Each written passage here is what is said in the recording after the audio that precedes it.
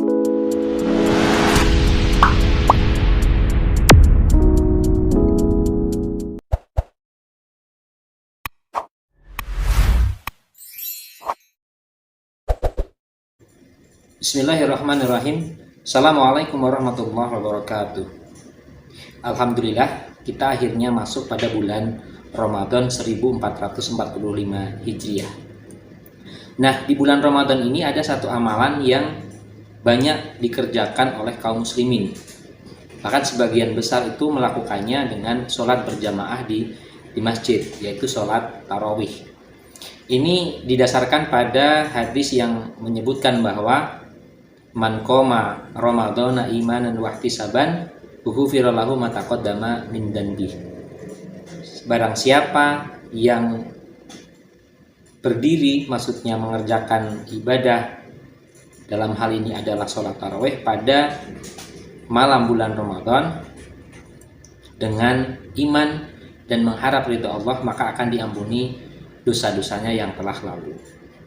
Para ulama berbeda pendapat terkait dosa ini apakah dosa kecil atau dosa besar. Ada yang mengatakan bahwa yang diampuni ini adalah hanya dosa kecil.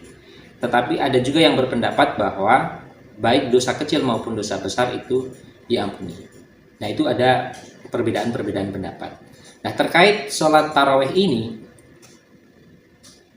sudah jamak kita ketahui bahwa terjadi perbedaan jumlah rakaat ketika mengerjakannya. Ada yang 8 rakaat di Indonesia terutama, ada yang 8 rakaat, ada yang 20 rakaat. Kemudian ditambah witir 3, yang satu menjadi 11, yang satunya menjadi 23. Nah, biasanya yang sangat kentara adalah ini dilakukan, misalnya yang 11 itu dilakukan oleh saudara-saudara kita yang Muhammadiyah. Kemudian yang 23 biasanya dilakukan oleh saudara-saudara kita yang Nahdiyin. Nah, lantas sikap kita bagaimana? Apakah kita akan terus memperuncing perbedaan ini, atau kita sebaiknya saling bertenggang rasa terhadap pendapat yang diambil oleh masing-masing golongan, yang diambil oleh masing-masing orang? Jadi apakah kita akan terus memperuncing ini, menjadikan ini perbedaan yang membuat kita saling bermusuhan, atau justru kita berlapang dada, bertenggang rasa bahwa perbedaan itu ya memang sesuatu yang niscaya. Nah, kalau kita merujuk kembali kepada apa yang Allah perintahkan, bahwa kita diperintahkan untuk menjaga persatuan, menjaga ukhuwah kita sesama umat Islam, ya sebaiknya yang kita lakukan adalah bertenggang rasa, berlapang dada dengan saudara-saudara kita sesama muslim yang mengambil satu pendapat tertentu. Karena apa? Karena pendapat itu pun juga didasarkan pada sebuah dalil. Jadi tidak dilakukan asal-asalan.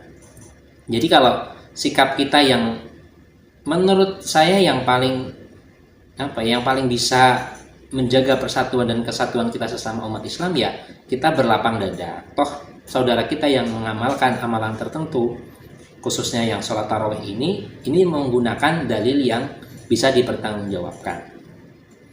Namanya sudah menggunakan dalil, maka tentu ijtihad ini, orang yang membuat ijtihad, para mujtahidnya, itu tentu tidak sembarangan. Nah, kalaupun itu salah, maka seorang mujtahid itu mendapatkan 1 pahala. Kalau dia benar maka 2 pahala. Jadi dua-duanya tetap berpahala. Jadi kita tidak perlu menjadikan ini sebagai bahan untuk kita berpecah belah dengan saudara-saudara kita sesama umat Islam. Justru ketika kita berpecah belah, maka orang-orang yang tidak suka dengan kita kaum muslimin, mereka akan sangat senang melihat apa yang terjadi di tubuh umat Islam.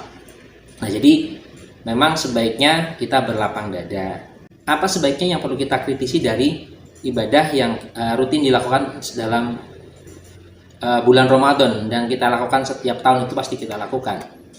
Terutama yang misalnya beredar di kalangan masyarakat itu, ada yang melakukan sholat tarawih itu dalam hitungan menit. Jadi sholatnya kilat. Nah, ini mungkin yang perlu kita kritisi. Baik dari kalangan yang melakukan 11 rakaat maupun yang 23, tentu yang dikritisi adalah kecepatan yang tidak wajar.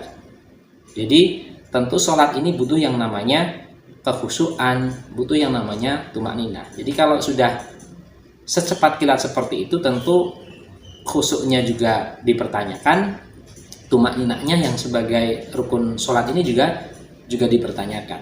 Karena itu mungkin fokus kita itu sebaiknya di hal-hal yang seperti itu. Terkait perbedaan jumlah itu, selama dilakukan dan ada dalilnya ya monggo-monggo saja. Jadi tidak perlu kita peruncing. Kita menjaga persatuan dan kesatuan. Karena apa? Karena perbedaan itu adalah sunnatullah. Sementara persatuan itu adalah perintah Allah. Jadi kita harus lebih bisa proporsional dalam hal-hal seperti ini, sehingga kita tetap bisa bersaudara dengan teman-teman lain yang berbeda pandangan dengan kita terkait amalan-amalan di bulan Ramadan.